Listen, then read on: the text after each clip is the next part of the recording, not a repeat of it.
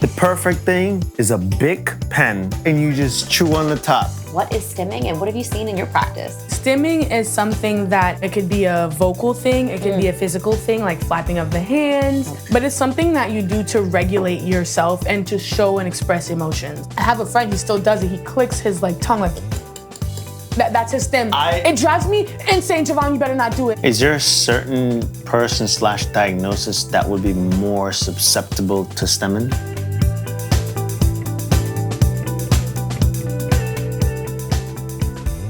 So Doc, why are we here today? We're here today to talk about stimming and sensory diets. So we have our occupational therapist assistant here, Miss Brianna, and she's gonna be talking about what she does at Young Minds as working within the occupational therapy scope.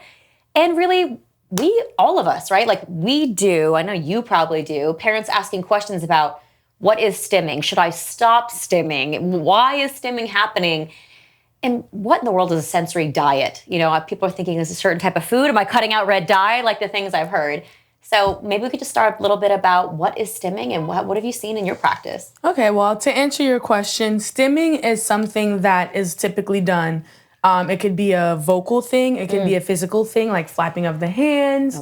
For example, this was one of the stimmings that I used to do when I was younger. Really? And it's like an auditory thing. It's like you control the noise going in your ears, but it's something that you do to regulate yourself and to show and express emotions. I do that right now. No, but you do this? No, I did.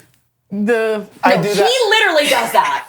We're gonna talk about that later. When I try some foods that I'm like, that texture is really off. He does the hand flapping. He's like, okay, I do that with, microfiber. Yeah, so okay, when you have a dry hand or dry foot bottom and the microfiber touches you, you have that little weird feeling, and I go, I go like the shock in a way. Yeah, it's like your whole body. You can feel through your whole body, or like when nails scratch a plate. Yeah. And for some people, it's different. I remember last time we were in the office, and you scratched something, and it made that sound, and we all kind of paused and had our sensory stim. Yeah. Everyone had a different reaction. Mine, I felt it in my teeth, so I was like, that's true. I forgot where you felt it, but everyone So the point is stimming. Brooke felt it in a different way that was like really funny. Like she was like, or I don't know, something funny where I'm like, where are you experiencing that very uncomfortable feeling? So the point is stimming is not bad. Stimming is not bad, and stimming is very real, and we all kind of fall on some spectrum of like our stimming behavior, and the reason why is we are still a very evolved human, a very evolved Homo sapien, but yet we still have our mammalian brain and a lot of functions that we're not consciously aware of that are responsible for regulating us to our environment. Those that don't have those sensory differences, they take it for granted. Like how I'm not right now hypersensitive to literally the change in the air pressure, the temperature, or the lighting. Like my body is able to really, in a really well system, filter out the things that are irrelevant, and I can focus my attention on what's important, and those things aren't going to dysregulate me. Is there a certain person/diagnosis that would be more susceptible to stimming? It's a good question. We see that a lot, right? Yeah, that is a good question. I feel like number one, obviously people are going to think autism. That was not a scripted question at all. This man is like, it's just me being smart. He's like, I'm so intelligent. Yeah. I made deduction. Okay, go ahead. So yeah, I mean the lay talk is obviously autism spectrum disorder. That's like the one that people associate with that. But what our job as clinicians is to educate the public that, guess what, you can have sensory sensitivities, like you avoid it, it's uncomfortable, or you can have sensory seeking behaviors that make you feel calm. And guess what, you can have that as a neurotypical person, you can have that with ADHD, you can have that with a different type of sensory processing. I mean, the list really goes on and on. It's not just autism. So, and it doesn't even have to be neurodivergent. You can be your own person and you are kind of meeting your body's needs as they see fit. But guess what? Back in the day, we didn't really know about that. Now we do, so that we know more, we don't have to call it weird and we can do better.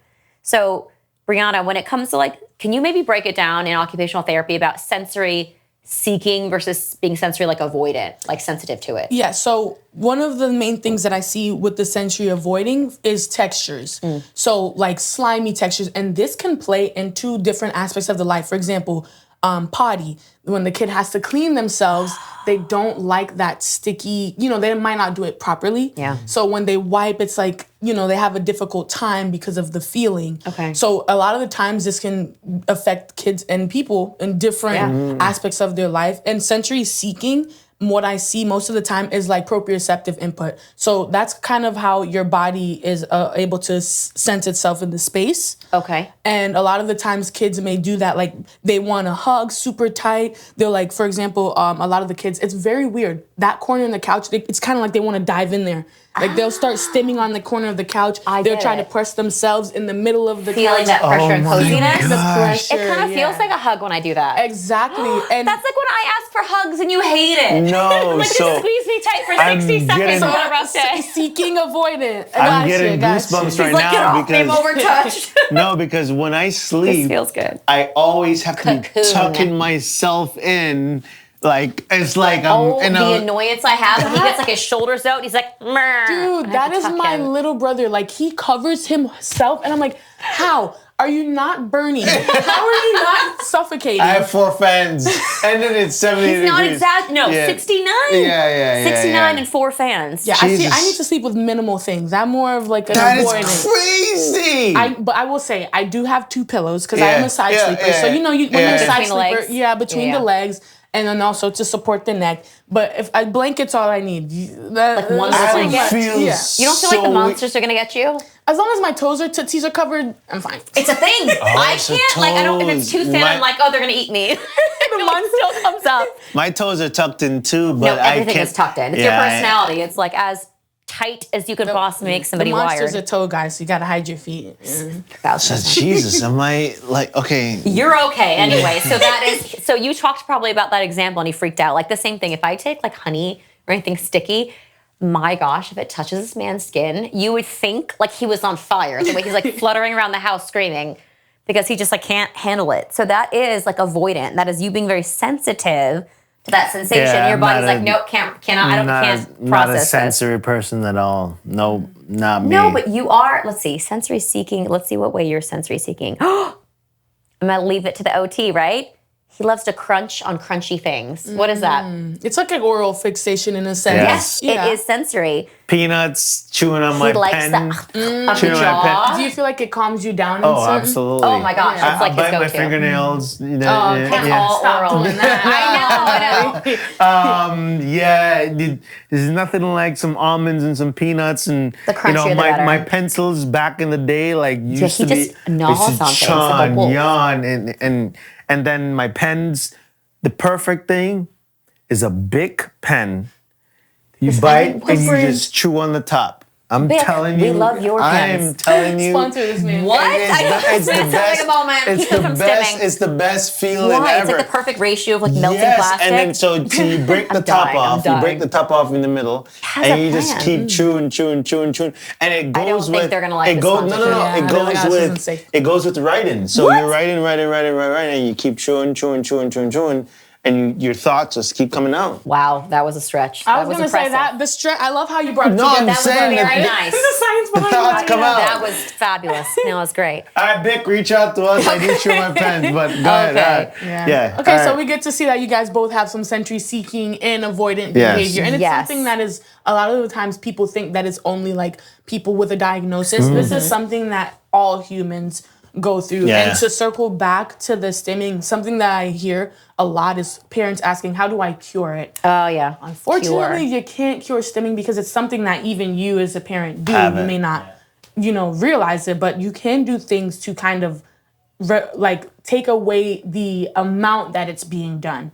And a lot of the times I tell parents, you're gonna have to give the kids something functional to do. So if they're home and they're stimming a lot, like flapping of the hands, you're gonna give them a sensory toy. Like there's one on the table we have here, Nido. It's a sensory I love toy. those. Yes, You tell us can about open that. it up if you want. Yeah, but open it and have her tell us about that because I love these. so this brand, love them. They make a lot of sensory squishy toys and that are very durable and strong because a lot of the times kids are gonna put things in their mouth. They're gonna Texture buy is different too. It's All way the need, different. it's very durable. I love the texture. Very I kinda want durable, some. and I love Does it how have, they use. what does it have? Milk? It's like foam. It's like a foam texture. No, it's milk. It's gonna pasteurize itself. Give me that. Yeah, it's milk, and you squeeze Don't it to make the pop cheese. it. No, it's okay. Is It's it built for durable. him? Is it It's Javonne? built for- What's the name of this thing? It's What's the name? Javonne What's the name of proof. this? Nido. Nido. All the By the kids, way, when I've gotten Nido, Nido, the kids have stolen it because I've gotten so many of like the like ice cube one, the teardrop one. But I love that consistency. It gives that pressure because it's like a thicker squeeze. It's harder to squeeze. And this, I can feel like the difference of the weave on it. And like I'm telling you, the kids steal these. Nido, this is not a paid promotion, but if you want it to is like reach a out to foam, us. isn't Yeah, it's like a foamer. Like it's cheese, as Javonne says. A foam cheese. Oh, here you go, buddy. So I'm heart's probably desire. going to be playing with it the rest of the rest of the episode. If that It cures regulates- him, So I would pay them. what is in the middle? Like it got harder. I you're don't squishing know it. what's in the middle, but I definitely will say it's not what is in other like squishy toys that you'll see at like a regular store. This is like Yeah. a different brand. Like you Whoa, can tell they have. it's like I created like a kinetic energy kind That's of a the vibe. point. That is the point. It Really? is to like engage in that manner to be able to give energy and receive energy in a way that's calming. And actually, funny enough, when I'm sitting at the table with my kids, some kids they need to have something to fidget with. Because if you're just talking to them, you're gonna lose them. They're off the walls. You're getting up, especially my room. I don't know if you guys have seen it. It's a lot of sensory things in there. So you can lose a kid easily. Yeah. So having this, putting it in their hand and talking, it kind of like regulates them. So they won't want to get up as much and move around. So parents really ask you the question of cure? Yeah. Yeah. With that word, right? Cure, we, yeah. Parents, we hear that a lot from Guys, parents. Sometimes it may not be cured, but how do I get rid of it? How do I stop it? How do I have it? Yeah, Guys, get rid of it. cure is 100%. Get rid of is 100%.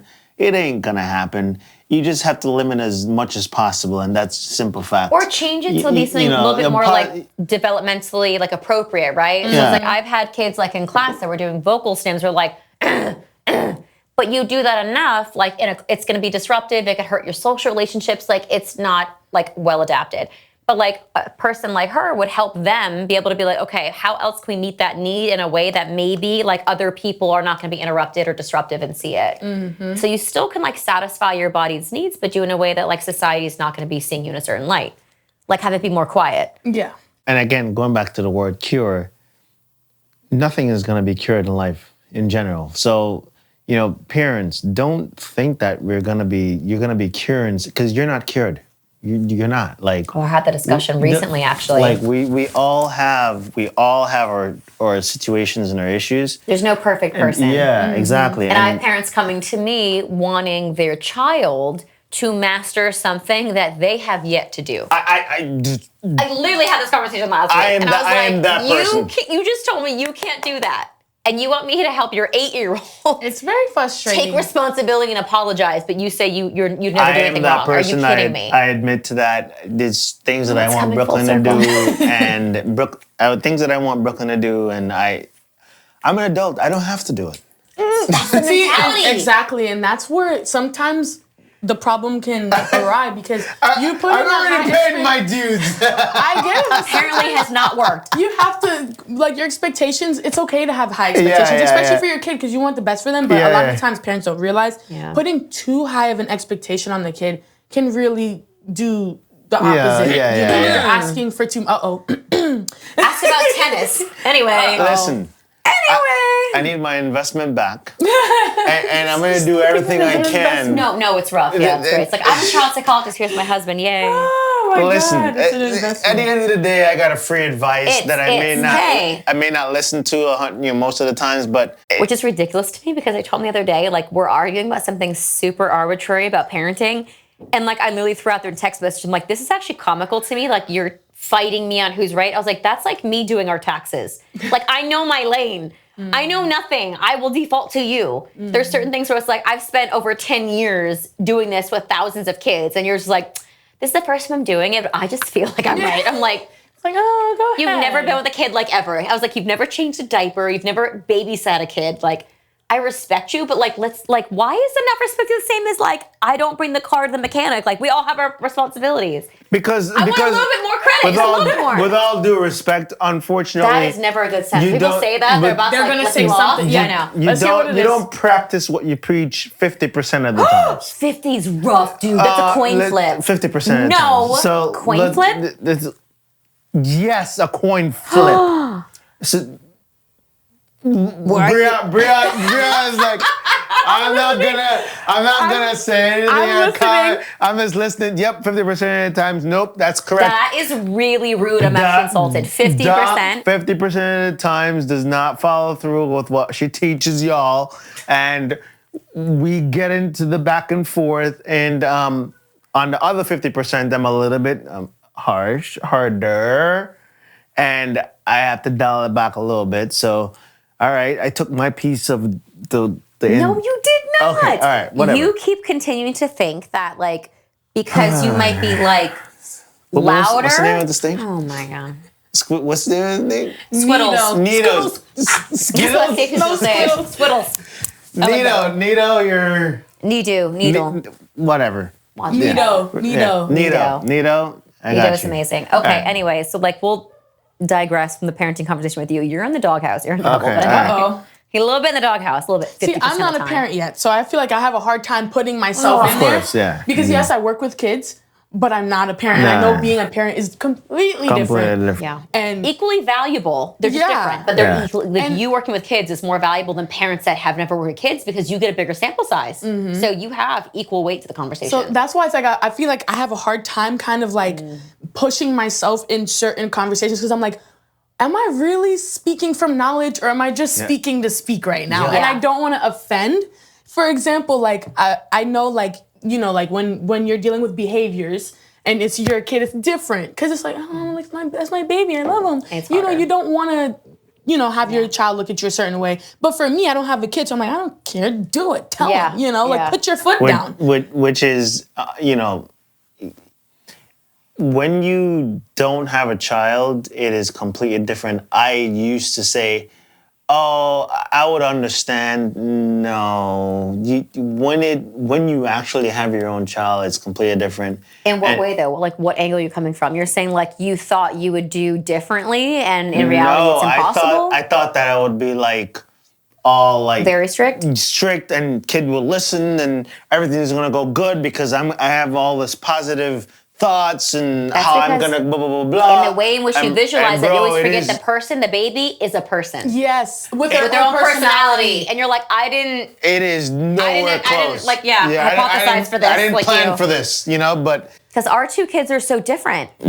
So it's like I have to be like two different people and put two different hats on for my kids because they're so different. So it's not like I wouldn't think like the reason why we don't do things always to the book is because like we're choosing to be bad parents. I think sometimes like the general rule and model doesn't always work for every kid in every situation. That is like true. when I used to think that, and then I have my kids, I'm like, oh, this doesn't work. and that's why we come on here and we say, we don't want you to think that because you have Dr. Young and then you have Javonne, we are nowhere close to being that. Nowhere close. We have the same issues.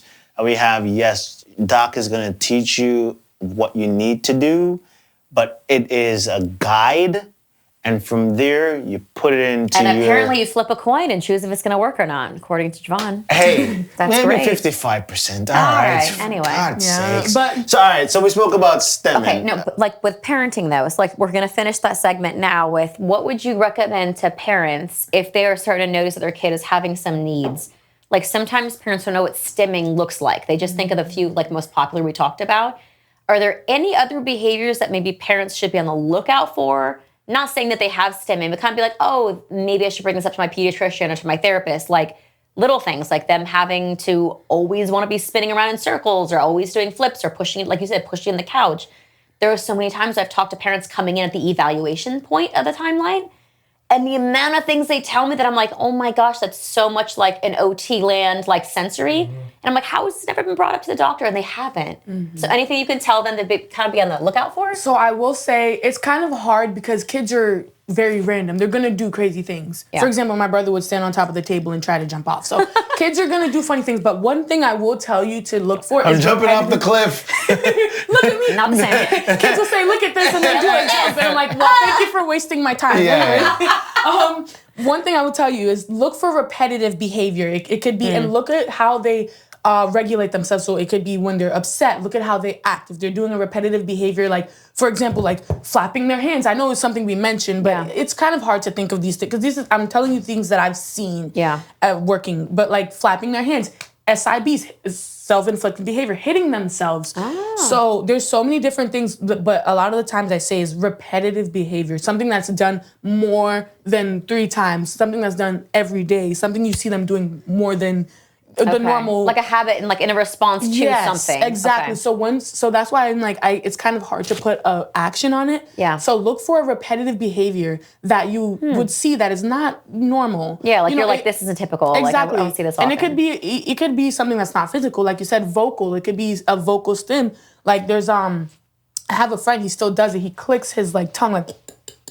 That's his stim. It drives me insane. Javonne, you better not do it. He does it! Javonne, you better not do it. It's so annoying! It drives me insane. It's a throat thing! No, Javonne, please. Wait, does it sound the same? Is it the throat thing? Yes. Do it. Do it one more time. No, you don't. Is that it? Yes. Guys, slow down. Oh, sorry. when I swear to you, we're in bed and I was like, if you don't. It's a regulatory thing that they do. Is that it? That's a stim? It's a It's stim. not a stem. No, Or it's is not. it, are you doing it to clean your ears? Because I know it's a Caribbean thing. So yeah, it That is a is also- Caribbean he does thing. that. It is a Yeah. Caribbean thing.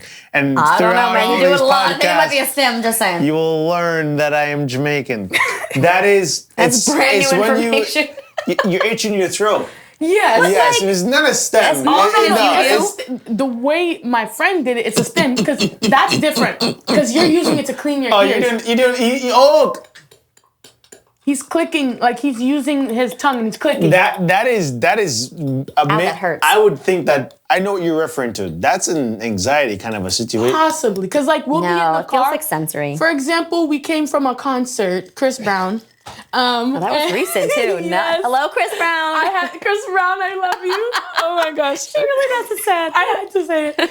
So Chris Brown is like 2000. Like, no offense to Chris Down. I'm Chris Brown. I'm just saying. He said Chris Down. Chris That's Down, a Freudian slip right there. He's like, Chris Down. I did not mean it that way. What I'm just trying to say is Chris Brown, he hasn't come out with like a recent album. He's still sexy though. yes, he did. Yeah, Did he dropped a single. Oh, a single, not an album. Don't Like disrespect Chris It Down. doesn't matter. He's Chris Down. Listen, he's phenomenal. But to go back, because I could talk about Chris Brown forever. So I'm bringing myself back to the point She here. did it. It's impressive. I see my ADHD. I'm taking control one step at a day, one step at a time. Okay, but sorry. So he does that. Like, for example, if it's the car is quiet on the way to, he would do it, and I'm like, come on, bro. Like, because the conversation will end, and there's just like a minute of quietness. And I'm like, I will swerve this car right now. You need to stop. So I do that Can he when... control it though? He can. Okay. And that's Okay. like, for example, there's stimming that can be controlled. And when you're self-aware, you can know. Like, for example, I used to do this a lot. And when I got older, when I went to middle school, that's when a culture shock happened. Because someone saw me doing it and they're like, what are you doing? Like, are you okay? They're like, are you okay? What is that? And I'm like, oh, I just like how it sounds. And mind you, in middle school, that's when you're introduced to the school ELS class. Yeah. So then they're like, someone made a joke saying, is that your class? And I'm like, oh, I gotta stop. You know, because, sometimes when you do certain things, it associates with certain people with certain like deficits. Exactly. Got it. And you're like, oh, I don't identify as that. Maybe I have to shift that stim to something else. And that's where my self-awareness came in. And I was like, oh, so socially, if I do this, it has like a stigma. Interesting. So let me not do that. And now I don't do it anymore. Did you replace it with anything, or is it completely just like dissolved? Tapping of my feet. You guys probably have seen it. I do that too. Yeah, when we're in our like meetings, and then we're talking about something super stressful, I'll start doing this, or like my eye contact shot. It'll go away. I'll start picking something up. I'll start playing with this, and as a clinician, you notice that these things can really follow you and can hinder your job. So I noticed too that. A lot of the times when I'm talking to parents, I need to remind myself to continue listening, not just hear what they're saying, I need to be like, you need to be listening. You need to be listening. Because sometimes my brain can like think about something else, go somewhere else. Sure. I'll see a pretty light and I'm like, oh, I wonder how they took, how did they build that? And then I'm like, no, back to what they're talking about. So a lot of the times self-awareness kind of plays in to how you are able to like stop the stimming. Wow, it's a lot of energy though. I don't mean you just described listening and hearing. A lot of people don't know the difference. Mm-hmm. A lot of people don't know there is a difference between listening and hearing. Hey, Lauren Wallace, you're not listening to me. You're just going. Just because he can regurgitate the words in the order in which I said them does not mean in any way he was being self-reflective to offer something in a good conversation. Your thing is that like you listen to like respond versus listening to understand. But that's another topic for another day. Right, but that is a great point. That is another topic for another day, but I like that I'm going to be stealing that. See, exactly. Listen to respond versus listening to understand. Like he's like ready. Like I think about it as tennis. Like I'm volleying under. Like I've got an underhand swing. I'm like volleying over a ball of information. Like just please receive it. And then he, instead of being like, I'm going to receive it, he's like, how can I whack this back as fast as possible? And then I'm like, I just wanted to like, did you not see my perspective? And he's like, yeah, I'm trying to win. I'm really not thinking that deep into a conversation or argument. Makes it more sad. But anyways. Makes it more sad. All right, so we spoke about stemming. So stimming and sensory diet. So let's lead into like kind of like the psychology part, right? So like the way that the brain works. So we'll leave sensory diets for the next episode. No, we can do sensory diets really quickly. Yeah, well, because when she talks about partnership with other clinicians, the sensory diet comes really heavily in there. That's a good idea. Because you integrate sensory diets one-on-one or like when they're doing other things. Because we know that the more that we activate the brain and as many locations of the brain that we can activate at the same time, it's going to be better for us to retain that information. So that's why this big push right now for multimodal kind of like intervention and training is a big deal. Like what you're doing right now. He's playing around with the fidget tool, so he's engaging that system, that tactile kind of input, while he's auditorily listening to me, while visually looking around. You have 3 systems that are consciously aware, activated at the same time while you listen. And that's not even the sensory system that realizes that it's putting pressure on your foot versus feeling your body on the couch. There's so much information. This is not pitched at all. I'm literally enjoying my Nido. Nido. Why can't you say I'm really enjoying my Nido, and I'm just. Why is it when he says it sounds bad? I just feel like he's like, Nido. I don't know, it just sounds the same. Anyway, so the psychology behind stimming, it regulates the body. 17 years, guys. There's still a lot of research to be done, but basically, if we're going to kind of talk about the most important things for take home is that it's not just neurodivergent individuals or individuals that identify as being neurodivergent are those that experience stimming type behaviors, and it serves like a very deep neurological process of regulatoring our bodies and keeping us focused and engaged. And we just have to find a way as therapists to help those that want to kind of integrate those needs into like societal acceptable norms. We're there to help them figure out a way to do that. But it is very typical with any human being on this planet to have their own version of stimming. So now we can transfer into partnership. So a big aspect of Young Minds is that we prioritize collaboration with multidisciplinary professionals. So occupational therapists. And then even within that industry, there's like different scopes of like those that are more, behavioral therapy approach. Those are more sensory integration oriented versus we have occupational therapists like the other one we have in our clinic, Brooke, where she really got a lot more experience with more of that mental health aspect, like activities of daily living for mental health. So that's a lot of variability alone that OTs can help serve. But then we like to collaborate with speech language pathologists that obviously focus on all the wonderful aspects of learning and language and communication and social skills that has an overlap with OT. And then you naturally have psychologists that we're kind of like the generalists, and we're kind of looking at the whole picture, and we can kind of identify certain needs, but then we can defer to the specialists in those areas to help kind of assist a child or a person into becoming the best version of themselves by meeting all those gaps in those areas. So overlap can be really helpful, but a lot of clinics don't do that. Yeah. So that's what I want to talk about. You just explained your business in general. I guess. Basically. Yeah. Sure. So we want to push that to the next segment, episode 2 of Young Minds. So hold on. So we did. Is it the NIDU? No. So we did the NIDU. You know what NIDU is? For my pause. My school psychologist here. NIDU is one of the items from the intellectual test, the KEBC. Oh, what is a NIDU? It's like a picture of like a plant or a shell. What is this? Anyway, it's Melissa Nido. and Doug. So that She's going to introduce these right now. She talks about how she does co-treats with other multidisciplinary professionals and talk about those things. All right, so let's keep this for the next episode. And what is this? This is the what? That is a tracing board. Oh, it's okay. a magnetic tracing board, and it offers like a proprioceptive input on the hand while writing. So the brain kind of familiarizes, the way of the direction of the letters. Can you show us, like in our audience, like what it means when it looks like there's magnetic balls all right, here? Let's switch that to the next episode. Like, subscribe. This is what I'm dealing with. I know. Yep. Guys, Isn't it glorious? we're okay. Yeah. Yep. It's annoying. What did you just like single-handedly just like derail? We have a lot of tools here. It's like a minute worth of content. We're gonna. You have a problem. We're gonna jump into the next episode. We can't talk about this for 20 minutes. Like, subscribe, follow Brianna. J. I love how he's just pointing. Just like, Clap. subscribe.